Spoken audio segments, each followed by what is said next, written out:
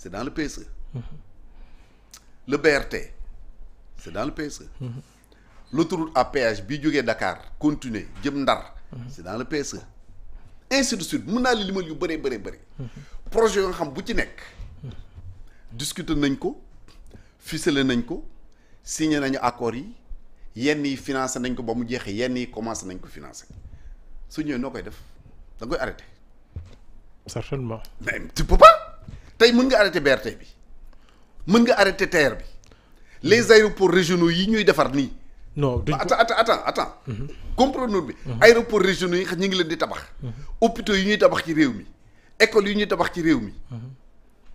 et autoroute bi jëm chose chemin de fer bi nga xam ñi ngi ko jëlee waat Thiès tey mu jëm Kidira en passant par Tamba def ci 418 milliards financement bouclé ñu commencé di ko réaliser da nga ñëw arrêté ko xam nga ne c'est pas possible. Ouais.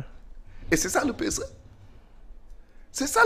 moo tax ma le PSE doomu aadama mënu ko fi jëlee parce que d'ici 2035 tous les projets sont bouclés le financement obtenu. donc tey boo ñëwee da nga naan loolu yëpp léegi effacé naa ko. tas naa BRT bi dajji naa tali bi. chose TER bi dajji naa ko. jël naa wagon yi. dem naa jaayi ko. Dakar Dem Dikk. les 200 bus qu'on vient d'acquérir. bëggatuma ko dama koy delloo. ainsi de suite c'est ça que tu vas faire. c'est pas possible. c'est pas possible ouais. donc yooyu ay wax la. li fi nekk moom la ñu continuer. ku mënta raser palais bay ñu nekk.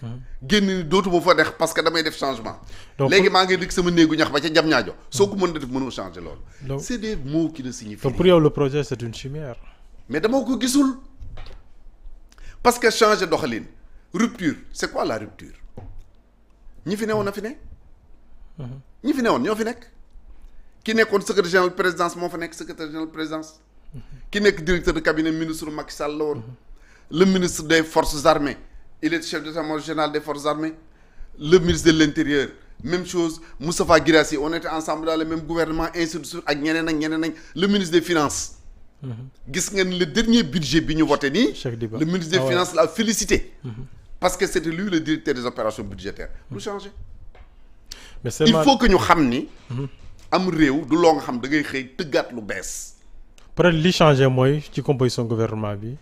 gis nañu c'est un gouvernement très réduit c'est 25 minutes. le premier gouvernement Macky Sall ñaata la woon. ouais c'était bon 25 ministres. avec beaucoup de ministres d'État. non il y avait pas beaucoup il y avait 25 ministres. et puis loolu c'est un faux débat. xam nga loolu faux débat. tu prends 40 ministres. 40. les dépenses du cabinet du ministre. tous les ministres réunis c'est 3 milliards par an. lan la def ci budget ay milliards. des milliers de milliards. c'est rien du tout. c'est-à-dire que yooyu mooy affaire yoo nga xam ni. nit ñi dañ ko agiter te tekkiwul dara. man j'ai fait un projet de gouvernement dans lequel je réduis le gouvernement à 15 ministres. 15. mais man forme ba may def gouvernement ak li bokkul. parce que man dans mon projet. dama redécouper les régions du Sénégal. qui vont redevenir peut-être entre 8 et 10 régions. regrouper leen en pôle. ah oui par exemple le Cap-Vert pour moi c'est une région. ainsi de suite la Casamance c'est une région. le Sénégal oriental est une région ainsi de suite. def regroupement boo nga xam ni. tu vas te retrouver au maximum avec 10 ministres. 10 régions. à la tête de chaque région. il y a un président de région qui va siéger au gouvernement avec rang de ministre d'État sans portefeuille. parce que moom il est pris en charge par la région. kon bu ñëwee au niveau gouvernemental amul benn charge bu muy indil gouvernement. sauf qu'il représente une région. c'est un peu la formule du lu ma inventé. j'ai un peu vu cette formule là en Allemagne que j'ai visité.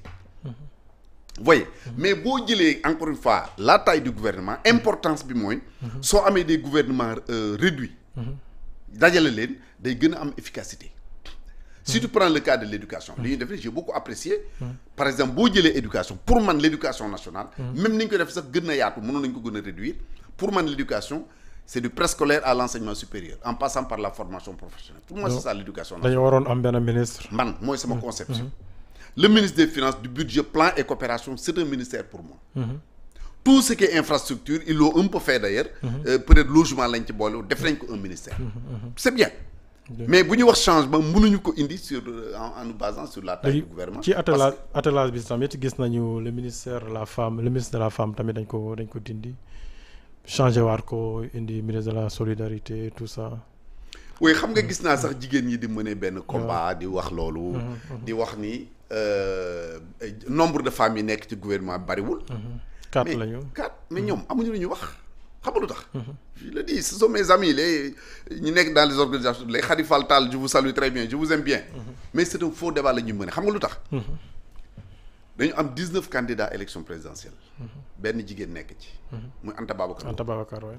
ma yaakaaroon ni organisation de femmes yi wax tey. danañu jóg ñoom ñëpp ne serait-ce que symboliquement. jàppale Anta Babacar def benn daje même bu doon benn conférence de presse.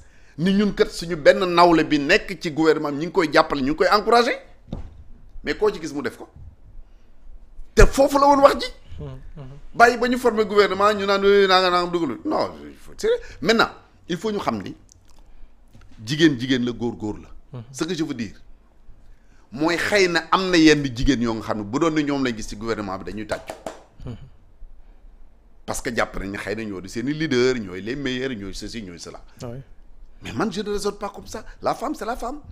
Anta Babacar Ngom pour man bari na jigéen ñoo nga xam ñu ngi dóor ci taabal te Anta moo leen ëpp mérite. oui elle a le courage de ses idées. dem sur le terrain ñafe ko xeex. tout à fait. tey elle est devenue une réalité dans ce pays-là. c'est vrai. même bu doon am 0,0001%. c'est une réalité. avec un discours cohérent bu nit mën a dégg. tout à fait xam ne jeunesse bi au moins am na ci ñu mën a wékku tey. mais doo dem tëdd say bi ñu ki fi nekk candidat jigéen jàppale woo ko waxoo lu jëm ci waxam parce que ki la war a jàppale moo la bu la jàppale woon moo la xeex. domp sax ci sot la bokk. xam nga Anta mu toogoon sax organisation famille yi dajaloo ni ko dañ la invité tey même bu ñu àndul ak moom. ñu déglu ko au moins. déglu ko rafetlu le combat qu'elle mène au profit du pays. ñu xam ne au moins am na benn jigéen boo xam mi ngi ñafeel jigéen ñi. mais ngeen toog di ko reetaan ba pare ngeen naan lu tax xëy na Anta bu nekkoon tey président de la République. dina am 15 femmes ci gouvernement bi.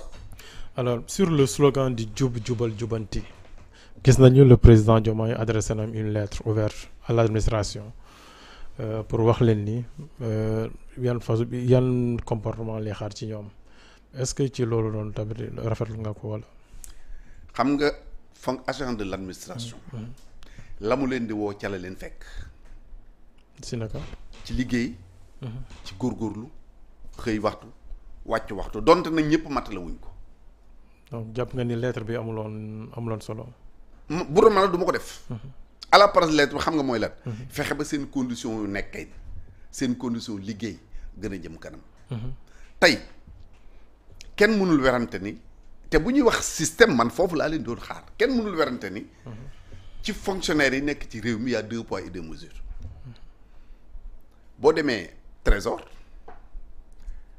impôt et domaine douane qui encore en tout cas il y a peut-être d'autres corps comme ça. à la justice ci yenn corps yi. dañoo am ay fonds communs. oui fonds communs yi mooy. chaque mois. am na lu ñuy dajale def ko ci benn kees. defal leen ko ci benn kees. bu ñu toogee 2 mois 3 mois ñu séddale leen. waaw. kenn ku ci nekk di nga am peut-être ñetti yoon ñeenti wala fukki yoon sa salaire mais yow mi nekk impôt et domaine wala nga nekk trésor lan nga ban mérite nga ëppalee kiy jàngale. donc da ngay jàpp ni loolu dañ ko war a dindi. non dama ne bu ñu bëggee. waaw li nga xam ne bu ñu ko defoon fonctionnaire yi. ne attention gouvernement bi kat mi ngi ñuy xalaat. loolu lay équilibré ba nga xam ne du am parce que tey faut pas qu'on se trompe koo doon recruter tey ci Sénégal woo ko ni ko fan nga bëgg ma yóbbu la fa danaan la yóbbu ma trésor wala yóbbu ma impôt et domaine su mënul dem douane loolu lay wax. pourquoi parce que xam nañ am na Bakar Feggu bu fa nekk boo nga xam ne nekkul feneen. donc les agents de l'administration foofu la ñuy xaar état seen salaire seen condition de travail seen dëkkuwaay. parce que ku nekk xam na ne le monde mi ngi demee noo nga xam ne tey léegi rek maa ngi lire ci benn kii bi ma toogee fii ñuy wax ni le Cameroun par exemple réserve or yi mu amoon aux États-Unis daf koy waaj a jëli parce que xam na ni sur le plan économique États-Unis day daanu ci suuf la jëm ñi ngi am ay jafe-jafe kon travailleurs yi li ñuy xaar mooy état créer conditions yoo nga xam ne lu mu bon dañuy am dëkkuwaay parce que ni réewum yi di doxee en général ak crise bi ni mu amee partout à travers le monde koo nga xam ne day yaakaar salaire am rek pour mu tabax kër jënd oto dina jafe kon foofu ngay dimbali état bi. léegi dimbali fonctionnaire yi. ñoom ñi ngi doon wax affaire fonds politique caisse noire tout ça dañ koy dindi. waaw te mënut a nekk aussi dama koy wax mu leer parce que loolu dafa am lu muy jariñ ñàkk ko xam moo tax ñu. engagement bu ñu jël devant le peuple sénégalais. oui d'accord mais engagement boobu xam nga lu ma doon xaar. ñu ne bu ñu ko dindee par exemple nañ ci jàppale